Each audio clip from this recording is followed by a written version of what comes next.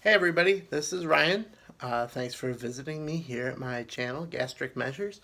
Um, Today is approximately week two, um, plus 2 days. I've just decided I think I'm going to do my videos right around Thursday. That may change as time goes on, but for now they're coming on Thursdays because that's when I did the last one. So there you go. Um, So this is week two of my post-op liquid diet, plus a few days because I started on Tuesday of last week. So it's been about 9 days. My starting weight, which I'm just going to give you the home scale weight for the time being. Again, things are going to change with this channel. Things are going to evolve, and you're just going to have to get on board with it. Um, my starting weight from my home scale was 435.2. Ready for this, guys? My current weight is 421.2. Um, that's 14 pounds in 9 days. I made a post on my Instagram of the same name last week because I was freaking out that the diet wasn't working. I had been weighing myself every day, which is a stupid, stupid thing to do, I know. Um, and I wasn't seeing a drastic weight loss. And in addition to that, I wasn't feeling a drastic weight loss. And I was hearing from my friend that the whole, and knowing this too, that the whole purpose of the liquid diet is to shrink your liver so that you can have surgery. And she said to me, wouldn't it suck to get on the table, knocked out, get all the incisions done, and then have them say your liver's too big? She said that to me when I was like, what would happen if I ate a spoonful of peanut butter? Because I was dying for it the first night. And she makes an excellent point, and I don't want that to happen. So I was really starting to freak out. What if I'm doing this diet wrong? What if I've, the only place, I'll tell you the places I've strayed, because this is about it, accountability and honesty, and, who cares? Here's where I've strayed from the diet. I gave my son these Beanitos. They're kind of like Cheetos kind of thing, but they're made with white beans. I bought them a while back, and I hadn't really snacked on them too much. I can see them from where I'm at right now. They're on top of my fridge, and my kid needed a snack, and I was going to give them to him. I just wanted to make sure they weren't stale, so I've eaten two of those. Same thing with some mini peanut butter crackers that I had, mainly for him to snack on. Again, I had bought them a while ago, and he's had them, a few times, but there's still some left. Again, I just wanted to make sure they weren't stale. I have had one bite, which consisted of two shells of some leftover macaroni and cheese, which I had for the purpose of, again, feeding it. This has all been mostly related to my kid, feeding it to my son because I had made it for me a few days before the diet, and I like to put a little bit of sriracha in my macaroni and cheese. And I know he's 2.5. He doesn't understand the wonder that is a little bit of spiciness to your food. He just gets upset because his mouth hurts. So I took a bite to make sure it wasn't spicy, and it wasn't. You could barely even taste it. He ate it just fine. Um, so I did that, and I have had two frosted mini wheats cereal nuggets, again, while I was making his cereal. One Reese's Puff cereal that I had an open box at work, and again, I just wanted to see if it was stale before I gave it away to somebody, which it was. I threw it out. And the only cheat I've had, which was for me, was a literal shaving of chocolate. There's a law firm at my office that every year sends us at Christmas a law firm that we work with at my job that every year at Christmas sends us like a 12-pound block of chocolate with their name in it, and they send it with a little judge's gavel that you smash the chocolate up and eat it. And after everybody had kind of gone through it, I was in the kitchen getting some coffee or something, and saw the box, and I like licked my finger, dipped it in the box where like the remnants were, probably had like less than a gram of chocolate on my finger just to taste it. Um, and I was worried every time I did this that I was going to set off like Barney Gumble on The Simpsons when he drinks the non-alcoholic champagne and just loses his mind. And I really haven't. It hasn't been too bad. Um, I haven't had any real hunger. I'm starting to learn the difference between um, physical hunger and head hunger, which is really good for me. I'll tell you this, if they try to take coffee away from me, we're going to have a fight. A surgeon will get punched in the face because coffee and me are best friends, and I'm never, ever giving coffee away. And I drink it black, so it's not like it's gonna be, it doesn't have calories in it or anything. The furthest I'll go towards a non-black coffee is a flat white, which is like espresso with microfoamed milk in it. And even that I don't think is crazy bad, and I only have them, basically when I'm forced into a Starbucks, that's what I get instead of their regular coffee. Um, I say forced. I'm drinking Starbucks coffee right now that I bought, but that's just because it was on sale. Anyhow, getting off the point. The diet has basically been the same. I've been drinking 3 protein shakes a day. Found at I don't like going to this store for political reasons, but they have some things I haven't been able to find anywhere else. So I went to a Walmart, and they had both banana and strawberry Premier Protein. So I've added. I bought a 4-pack of each of those. Way more expensive than getting them at Costco, but it was nice to have the extra variety because I've had chocolate, vanilla, and caramel. It was nice to toss banana and strawberry in there. I like them both a lot. Um, so I've had those. I drink 3 of those a day.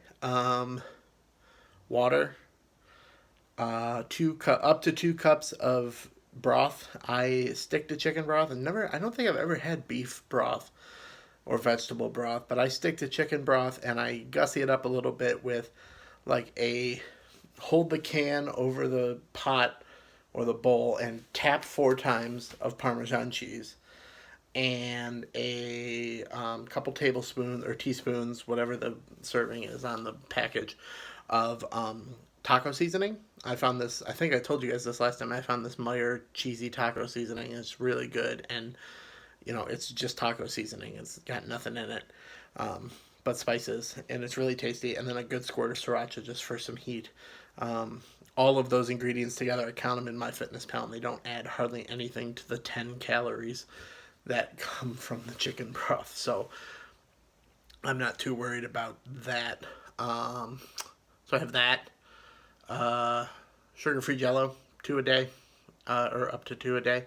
And the other reason I went to Walmart, any type of light yogurt. I have some from Target, which is fine, but it's all strawberry cheesecake flavored, which is good, but I have like 16 of them, and I was getting sick of it. So I saw somebody on Instagram posted this, and I wanted it so bad. I was like, I'm going to find this, and it's Dannon Light and Fit Toasted Marshmallow Greek Yogurt.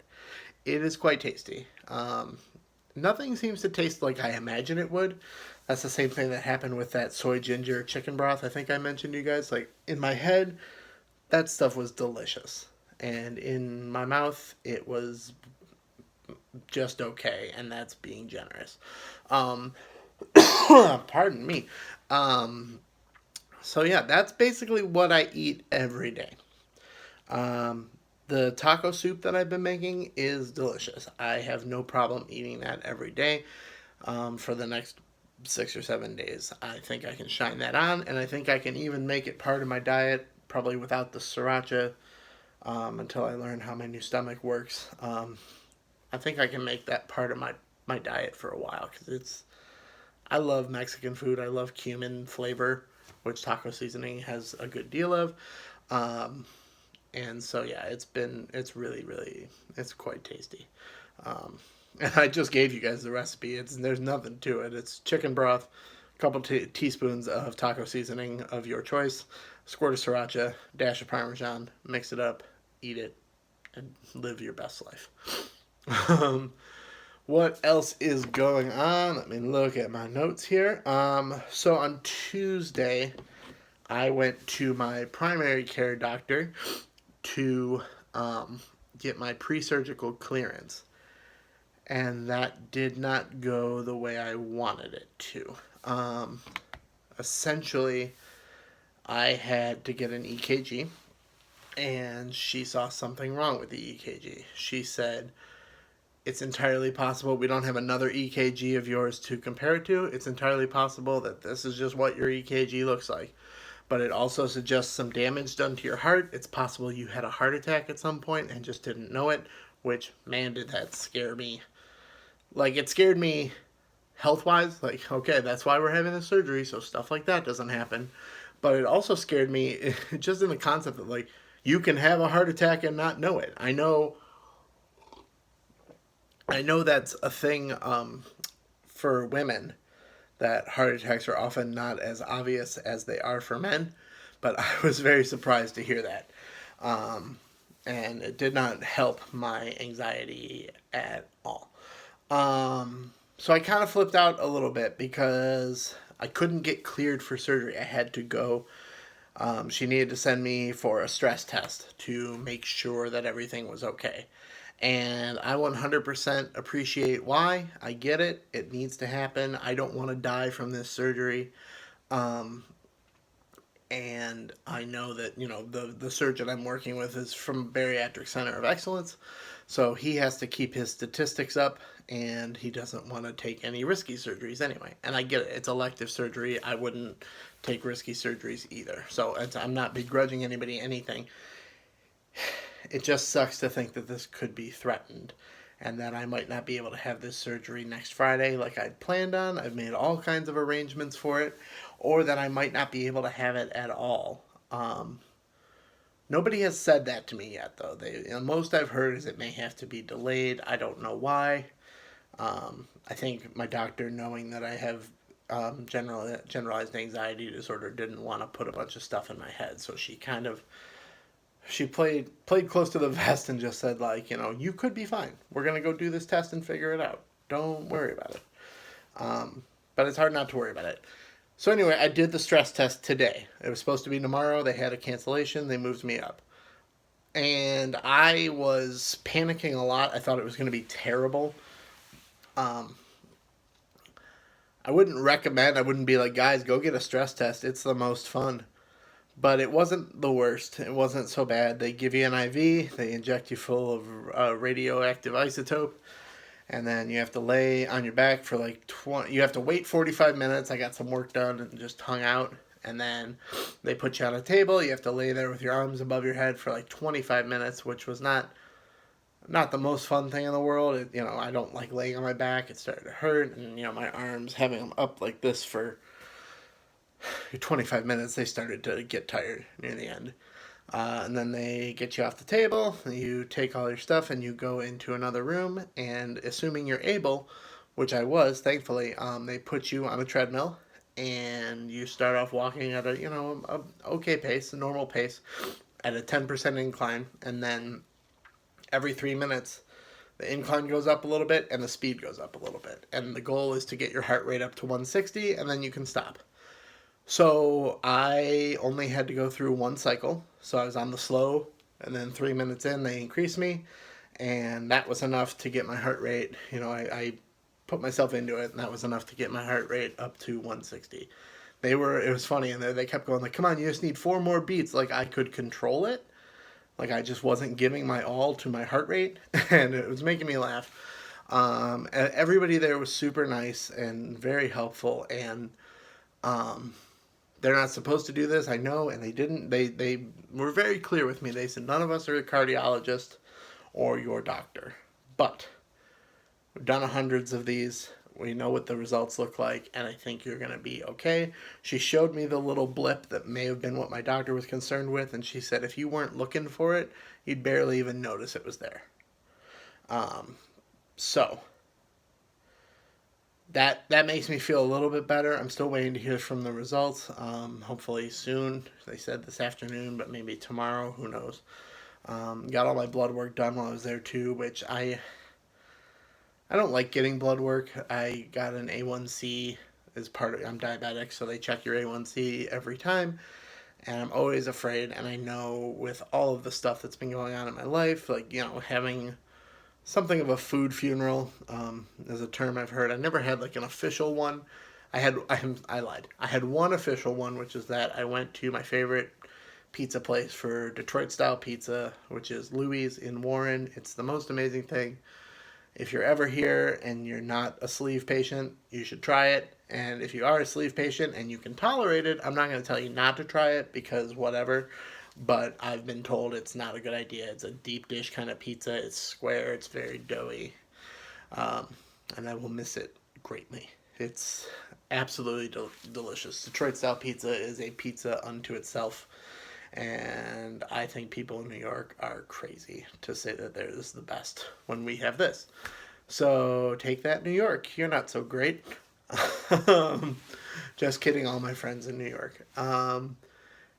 Anyhow, so yeah, I had a little bit of a food funeral, and with readjusting to a new lifestyle, and getting my first apartment all by myself, getting used to having shifts where I was a single parent, and all that stuff. I just wasn't taking very good care of myself. I wasn't paying as much attention to what I was eating. I was still checking my blood sugar regularly, but it was often way too high. And I always hated when it was too high. I was always like, okay, we can't do this anymore. But then the next day, there you are again. So I'm firmly expecting an increase in my A1C. Good news is that for the last 2 weeks since I started the liquid diet, my blood sugar has been perfection. I think the average blood sugar has been like 115, which is, down from 167 a month ago and down from probably in the 180s to 200s a month before that. So who knows? I don't know what my A1C is going to be. I just know that once I have this surgery, it's going to go down. So I'm not crazy worried about it. So yeah. So I got the blood work done. Everything I hope is going to be fine. I really hope I'm having this surgery next Friday because I don't know when it will be otherwise. And to think that I've done all this work for the last 2 weeks and all this work researching and setting up this channel and all the stuff that I've done. And I know a lot of people are like, that doesn't look like work. You're sitting in your dining room and talking into your cell phone. But it's you're right. It's not work, but it's still a thing I wouldn't have done otherwise. So yeah, to think that I might not get to have the surgery is a real bummer. What else? I've noticed that I don't know if anyone else experienced this during the liquid phase, but I have an enhanced sense of smell when it comes to food now. I was at my mom's and dad's yesterday, 2 days ago, and my son was all out of sorts, and we were trying to figure it out. Thought maybe he wanted a snack, so she brought some peanut butter crackers, same thing I was talking about, into the room, and I could smell them from like 10 feet away. I could smell the peanut butter. Same thing happened last night at comedy sports practice. My friend Sean was eating some pretzels, and he was standing next to me. And I said, "You have to get away. I can smell those, and it's killing me. I will murder you for them." And I won't. My blood pressure wouldn't even raise. I wouldn't even think about it. So yeah, there's times I want to eat. Is I guess what I'm driving at. I have had a few food cravings. A lot of them stem from like driving by places. Today on my way home, I was driving by a Buscemi's, which is a local party store chain that makes these really good like pizza roll calzone things. And I used to get one. Generally, it was my like pre-therapy food because there's one across the street from my therapist, and that was generally what I would have for dinner because it was easy to eat in the car in the parking lot before therapy. That and chili, which I'm excited to be able to eat once I pass through full liquids into the pureed stage, and once I know how my stomach will deal with it. I'm excited to be able to have some chili. I've really wanted chili quite badly for the past maybe 5 or 6 days. So, and I think I talked about Coney Island and their chili. So, I mentioned, that it was my pre-therapy food, and that's the last thing I really want to talk about is the mental aspect of all of this. I'm a major advocate for therapy. I personally think that it should be mandatory. I don't think that anybody in this world could not benefit from taking an hour out of their day, even if it's once a month, just to go talk to somebody who can't judge you. Just to go talk to somebody, and that person's just going to give you their thoughts in a non-biased way, and it really helps. I mean, even if you're not, even if you don't think you suffer from mental illness, they're very helpful at just helping you sort out something that doesn't make sense.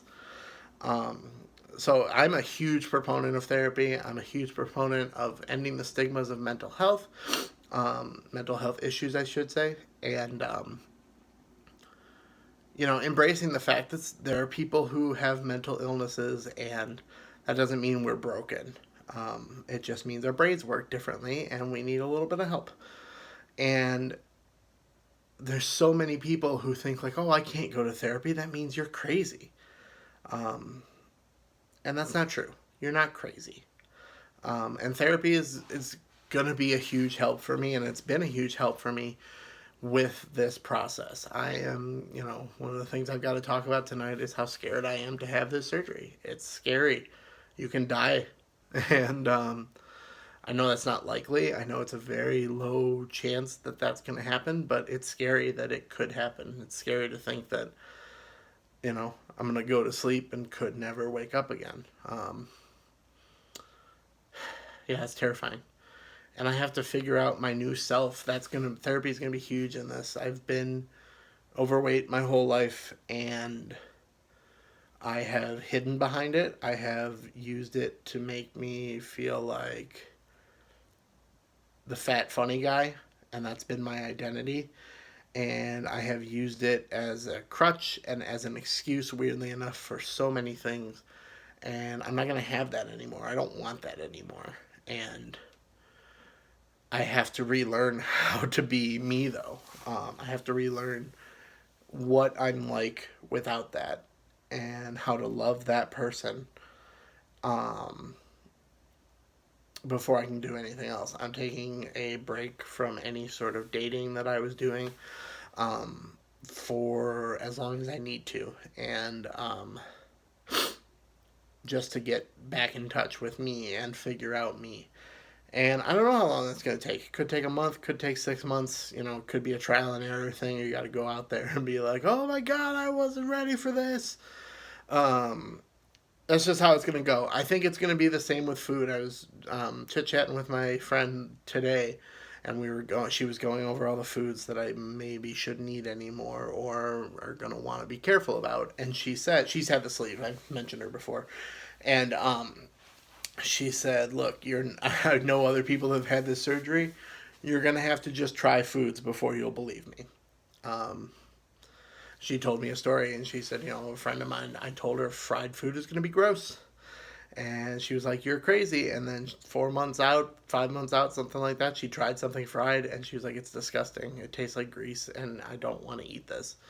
Um, I'm hoping that happens for me. I don't.